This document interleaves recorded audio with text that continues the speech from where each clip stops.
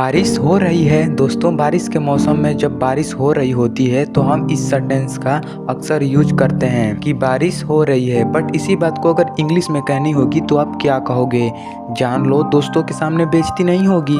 बारिश हो रही है, इसको इंग्लिश में आप बोलोगे इट्स रेनिंग। बारिश हो रही है। और इसी तरह आपको अगर तुम्हारा इंतजार कर रहा हूँ, इसको इंग्लिश में क्या कहते हैं, ये जानना है तो इस वीडियो पे क्लिक कीजिए और पता है तो कमेंट कीजिए। Thanks for watching.